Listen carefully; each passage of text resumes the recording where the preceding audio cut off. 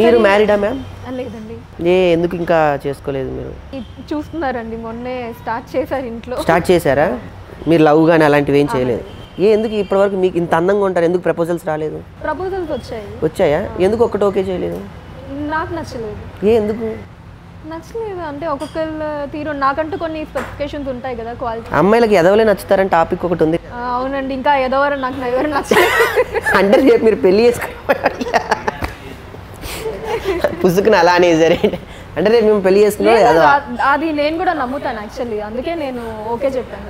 ఏది అమ్మాయిలందరూ కొంచెం ఎదవలకే పడతారు, ఎదవలకు దరిద్రులకే పడతారు. ఎదవలు అనేది కూడా ఒక పొర, అది అంతర పొర, బాహ్య పొర.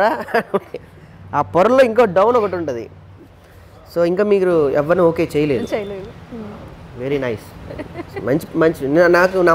నాకు ఆశ్చర్యంగా ఉంది ఇప్పటివరకు మీరు ఏ అబ్బాయిని ప్రేమించకుండా ఉన్నారు అని అంటే. నాకు ఎందుకు అలాగా ఒకళ్ళ జీవితం నాశనం చేయడం ఎందుకనా? ఎగ్జాక్ట్లీ, మంచి పని చేసావు తల్లి, ఒక జీవితాన్ని కాపాడాను కదండి.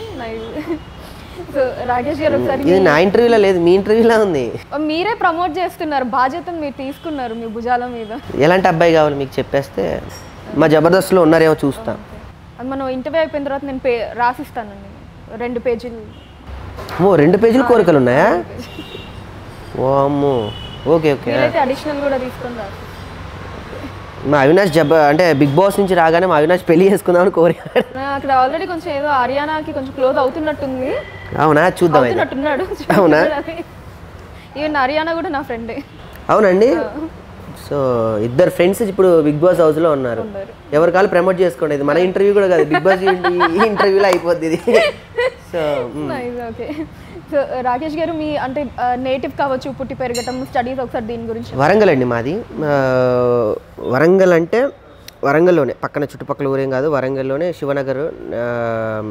అంటే పుట్టింది వరంగల్, పెరిగింది అంతా కూడా శివనగర్.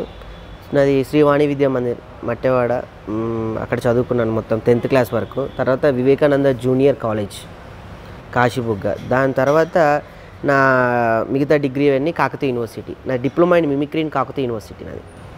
సో మిగతా అక్కడ కల్చరల్ కానీ మొత్తం కాకతీయ యూనివర్సిటీలో చదువుకొని మంచి కమెడియన్ అవ్వాలని చెప్పేసి మిమిక్రీ ఆర్టిస్ట్ అవుదామని వచ్చేసాను. దాని తర్వాత కమెడియన్ అవ్వాలని. ఇలాంటి ఇంట్రెస్టింగ్ వీడియోస్ కోసం తప్పకుండా మా ఛానల్ని సబ్స్క్రైబ్ చేయండి.